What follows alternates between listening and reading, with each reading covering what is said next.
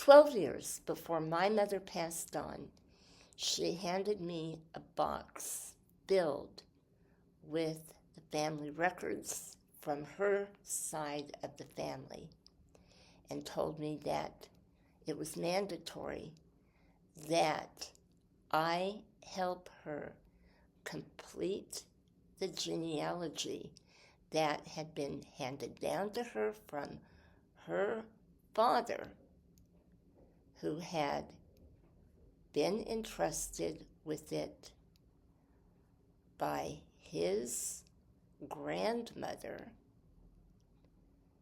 who had been entrusted with it by her mother. And I was fit to be tied because I was so sick from the radiation therapy I had just come out of, had been diagnosed with a very serious bone disease brought on by the treatment, had made the decision to go back to school and finish my education and work with the Scottish Gaelic language, which was an immense endeavor, as sick as I was. And I gave her every reason as to why I just could not do this with her, and that she should find someone else to do the project with her. In my heart, I knew I was being an absolute bitch. And I knew that she didn't have that much time left, and that if I didn't help her, I would really regret it down the road. Before I get into the heart of this video, I'd like to welcome everyone who is new and thank all of my loyal subscribers that are supporting this channel.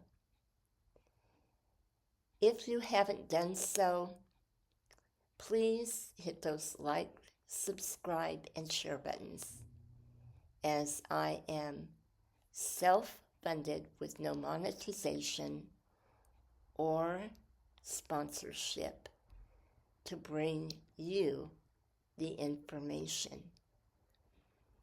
So, here we go.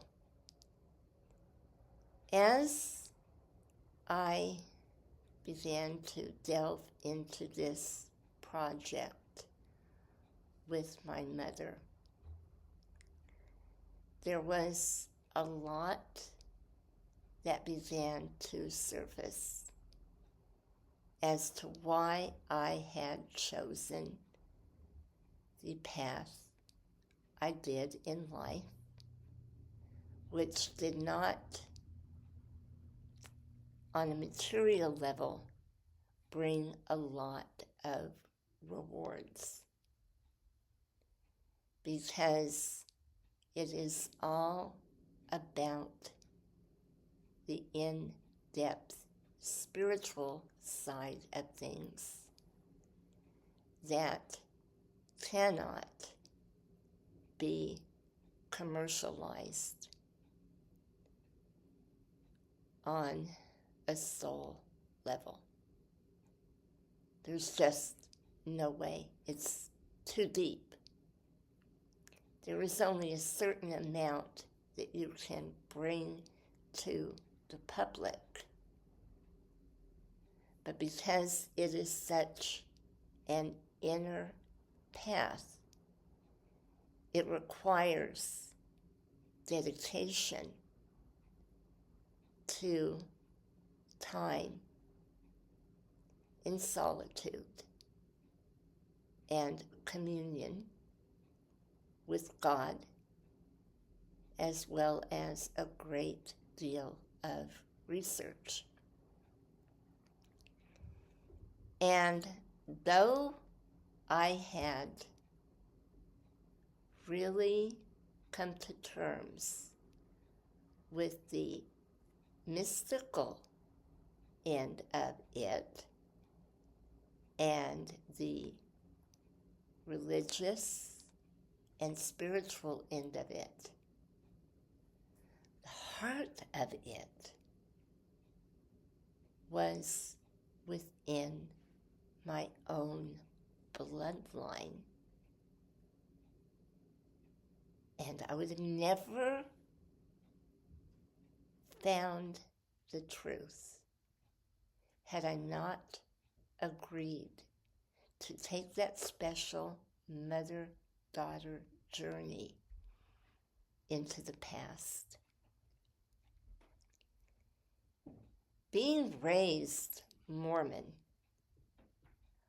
I could never figure out why so much emphasis was put on genealogy and all of those records until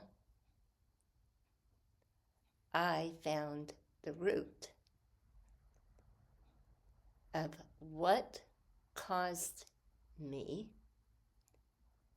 to make some decisions that were not in my higher interest, because I had come from a place at the time I made them of raw emotion because of the injustice I had suffered within my family and within my community. And I had become very bitter and very angry, and I had lashed out time and time again and told people off. And of course, you and I both know that usually doesn't do any good, because when people want to harm you, when they want to take something away from you, when they want to slander you, that's the level of consciousness they are at. And they're going to do what they want to do anyway. And no amount of reprimanding someone is going to do any good. But I didn't know that, and I kept on with it.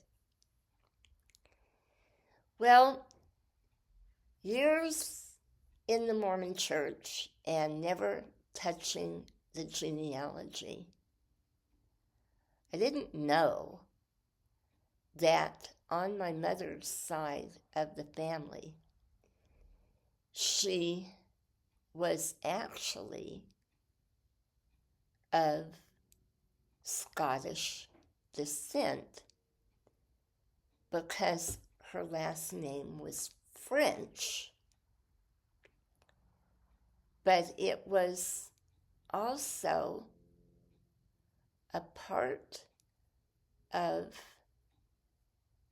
France where they had mixed with the Scottish bloodline.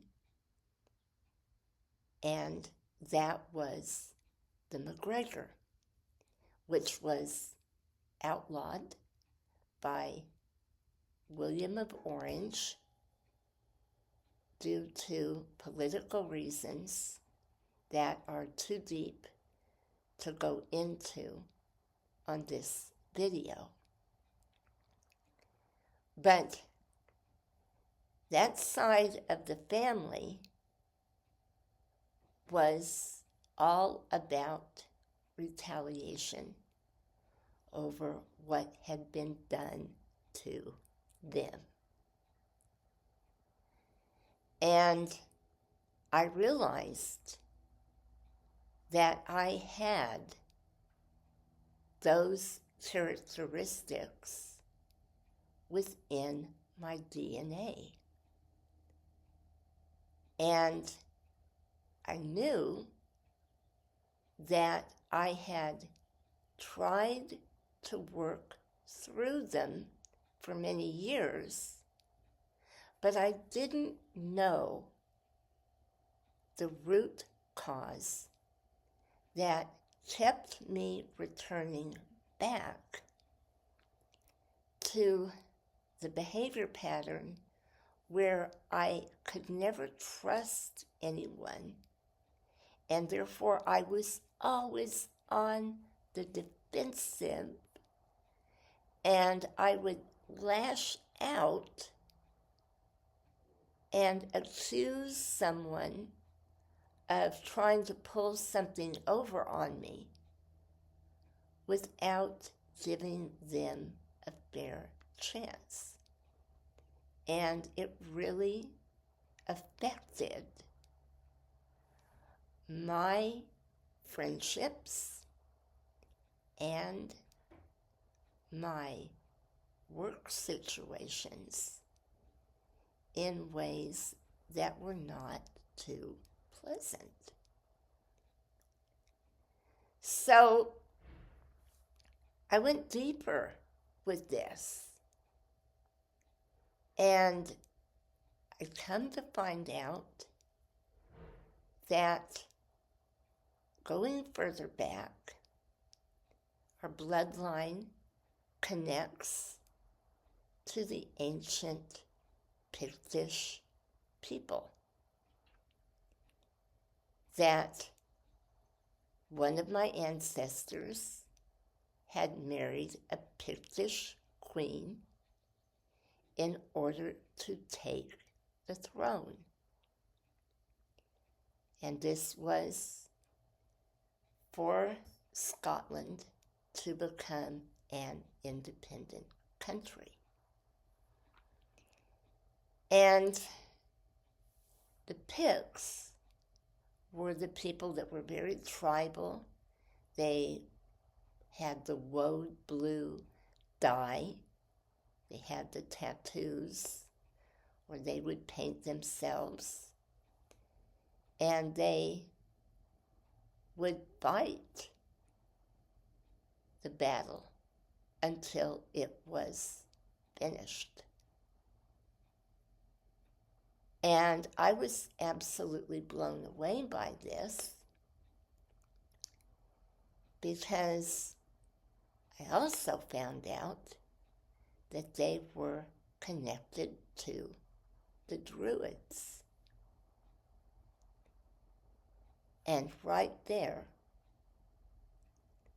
that was the portal as to why I had chosen the spiritual path I did, which caused me to receive a lot of ridicule from not only people that had been friends, but family members as well, because they had taken the path of organized religion. And that path was Southern Baptist, that my mother had been raised with, that she wanted to get away from because she felt it was restrictive and stifling. So as we moved from the ancient part of history back up into the bloodline of her mom and dad, we found that even though they had taken that path of organized religion, and my grandmother, who was very Pentecostal on that end of Christianity, had also kept the roots of ancient Druidism, as did my grandfather. And it was something that was very natural for them to work with herbs and to understand holistic medicine when they couldn't get to a doctor because they were out in the country.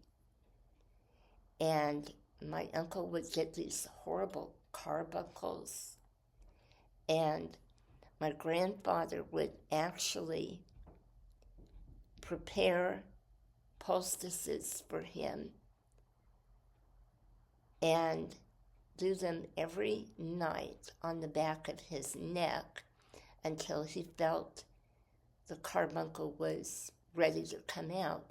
And then he would sterilize his instruments and the area, and he would actually perform surgery to remove this carbuncle and the sac that came with it that was inside, so it would never come back in that area. And the other thing was the site. The fact that most of the women in my family had that gift of clairvoyance and were able to discern if a situation was dangerous to them or an individual was dangerous and they had to cut that connection or leave that situation. And unfortunately, others used the gift to manipulate. But that was common in the darker ages as magic, spirituality, was used as survival against the enemy. So I realized by the time I had completed the 2 books that I ghost wrote because they were my mother's works. And so I had agreed to type them up for her, but her name was on the work as it should have been. And her tribute to her father and grandmothers in this family effort that they had all made together was finally completed. I came full circle with where I was and what the next leg of my journey was going to be. And from that point on, preparing for my mother's transition,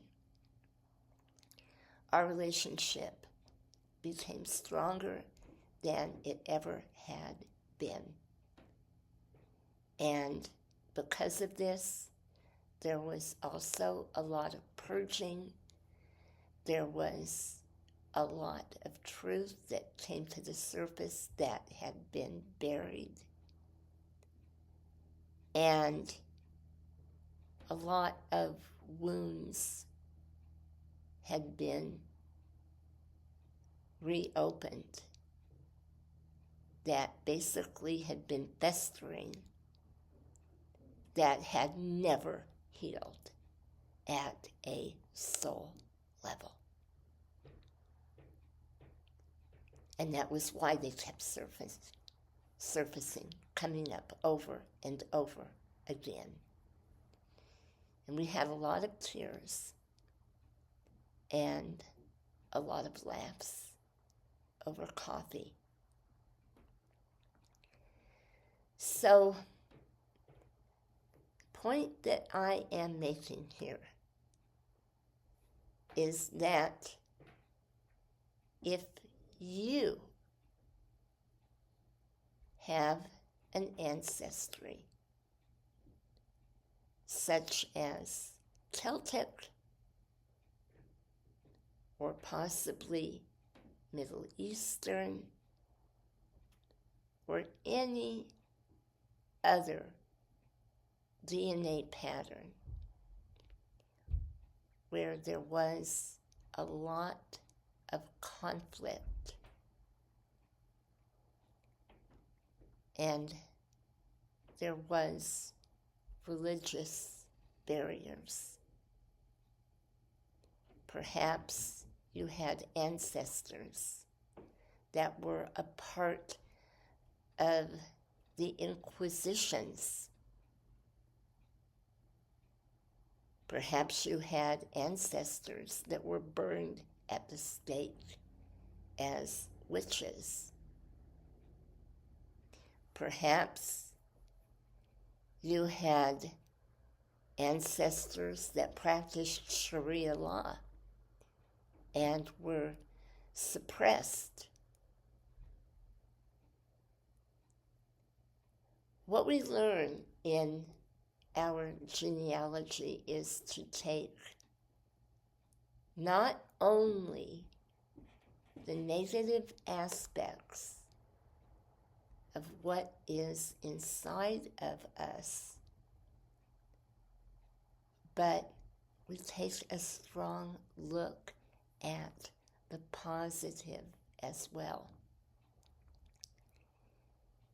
Because cosmic law on this earth, the real cosmic law that is of God's divine plan for mankind to live in solid relationships that are loving and nurturing, to where we are going to give back to the earth by giving back to the community and working as a whole to help one another, then that moves outward. And others that are not a part of your life or your community will see the goodness, they'll see the functional relationships. If they are setting in dysfunctional or addictive situations, poverty, abuse, authoritarianism, and dictatorship, if you hold the light, the sacred torch of the higher aspect of your genealogy, you will be a beacon of light to help others raise out of that once you understand yourself. And many years after I had left the Mormon church, I was talking to a young missionary. And I remember one question I did ask was, why so much emphasis on genealogy? Why is that so important? And I remember him telling me, because if you have one ancestor that was an alcoholic 100 years ago, that was someone who destroyed his family and left his wife and children in poverty. You're going to see it play out in another family member or possibly yourself. And that goes for the positive as well. So it doesn't matter how far back it goes.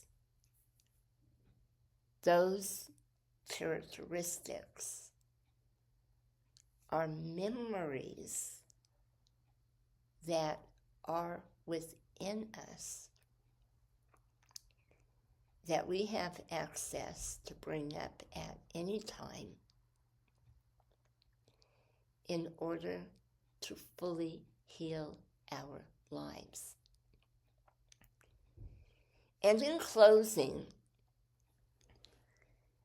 I want to clarify something here because a lot of people want to revive ancient religions exactly how they were done in the past. And they end up becoming very dogmatic in their beliefs. And I have seen people take a fully pagan path or a druidic path, anything polytheistic, or even Christianity, and become so dogmatic that they miss all of the positive aspects because they don't realize that as we evolve, we purge what we don't need to have. We purge out what went wrong when we were in survival mode. And how do we get in survival mode? Well, survival mode comes when you don't trust God. It comes when you are putting the fear into the enemy's power that you believe it has over you. And when you are going with God, you are working on an energetic level. You are in that belief and that trust that you will have that divine perfection. You will not give the sinister force, the enemy, or the authoritarian ruler power over your mind.